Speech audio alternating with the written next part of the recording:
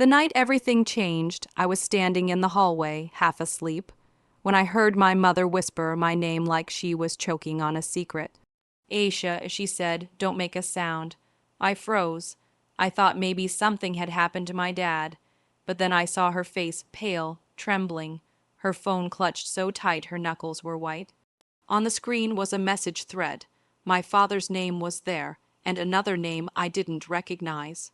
What I read next made my stomach twist. "I can't wait until she's gone for good. You and I will finally be free."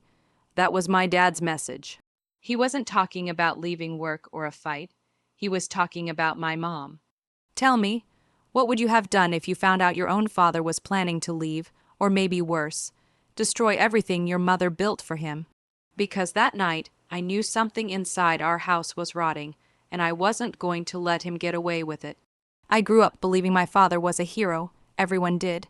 He was charming, the kind of man who made strangers laugh, who gave speeches at family dinners about loyalty, honesty, and love. My mom adored him. She built her entire life around him. She ran his errands, took care of me, and supported his business even when we barely had enough to pay the bills. She used to say, "Your father is a dreamer. You just wait. One day we'll all live the life he's working for." And we did, sort of. His business finally took off. Suddenly, we had new cars, new clothes, a big house. But with that success came something else: distance. He'd come home late, smelling like perfume that wasn't my mom's. He'd pick fights over nothing. And my mom, sweet and forgiving, kept saying, "He's just stressed." I wanted to believe her. Until I couldn't anymore. It started small, a lipstick stain on his collar, a strange receipt for a hotel, a necklace that my mom didn't own, but I saw in his car glove box. Every time I brought it up, he smiled and brushed it off.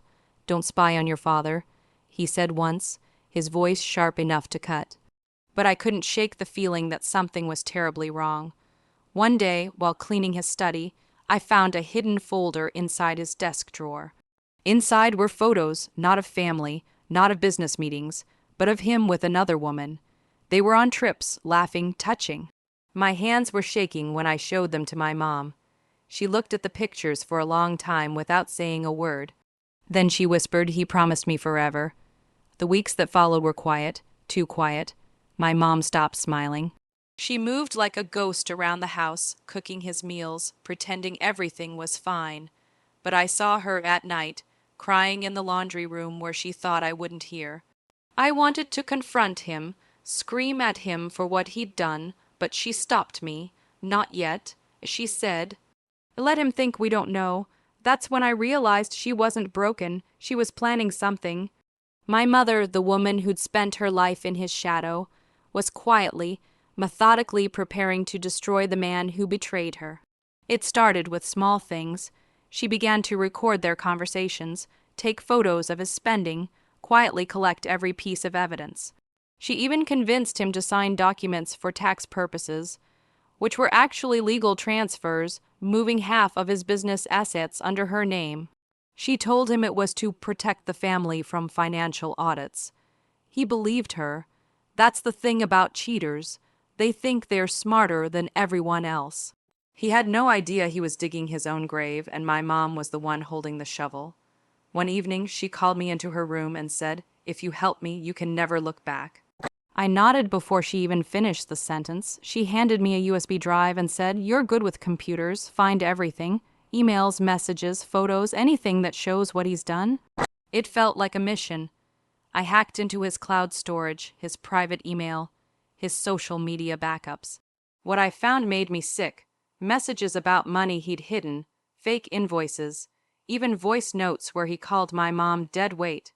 But the worst one, the one that still burns in my memory, was a message he sent to that woman.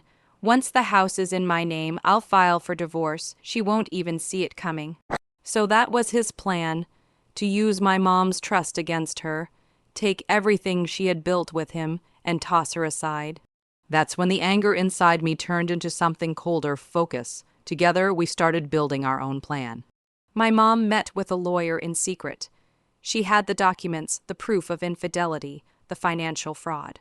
I helped her set up cameras in his office, recording him signing fake deals and bragging about his clean exit. We had everything. But my mom wasn't content with just leaving him. She wanted him to feel what it was like to lose everything he thought he controlled. About halfway through all this, I remember sitting in my room, staring at my reflection and wondering, was I becoming just like him? I was lying, spying, manipulating. So before I tell you what happened next, I need to ask you, if you were in my place, watching your father betray your mother, would you have done what I did? Would you help destroy your own father to save your mom? Think about it, because that's the choice I had to make. When my dad's birthday came around, my mom planned a big dinner. The whole family, his business partners, even some close friends were invited. He was in a great mood, drinking, laughing, completely oblivious. My mom looked stunning that night, calm and collected, her eyes glittering with something no one else could see, quiet vengeance. After the cake, she stood up and said she had a surprise. She connected her laptop to the TV and played a slideshow. Everyone expected old family photos.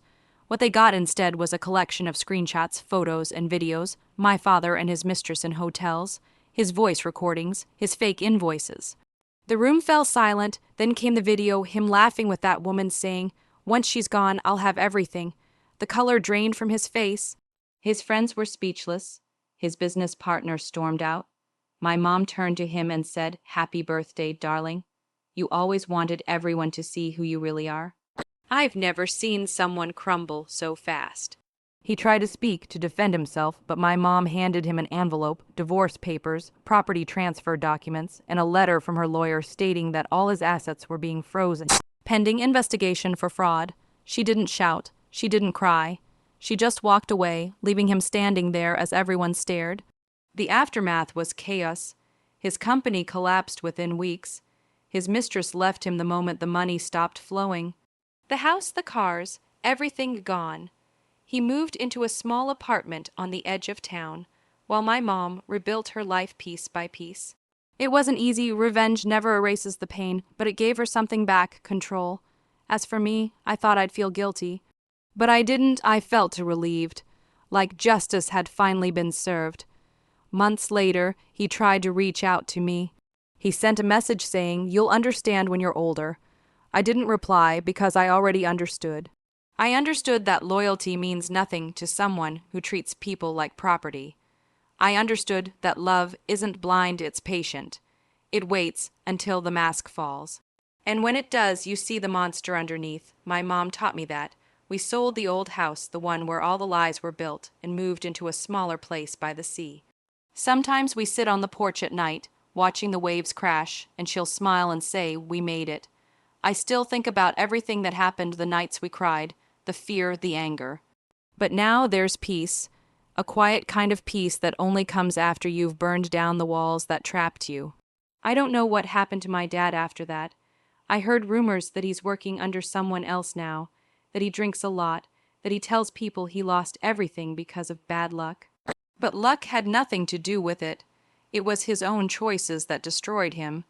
Choices my mom and I simply helped bring to light. Sometimes I wonder if we went too far. Then I remember how he looked at my mom when he thought she was too naive to fight back. I remember his words, his lies, his betrayal. And I realize we didn't ruin his life. He did. We just handed him the mirror. So if you've ever been betrayed by someone who promised you the world, remember this. Truth always finds its way out. You can bury it under lies, money, and manipulation. But one day, it will rise, and when it does, it will burn everything built on deceit. That's my story. My father betrayed us, and my mother and I made sure he paid the price. Was it revenge? Maybe, but to us it was justice, and justice sometimes has to be taken into your own hands. If you were on our side, if you think he got what he deserved, hit that like button. Subscribe for more stories like this, real, raw, and unforgettable. And tell me in the comments, what would you have done if you found out your father was planning to destroy your mother's life? Would you have stayed silent or helped her fight back like I did? Thanks for listening, and I'll see you in the next story.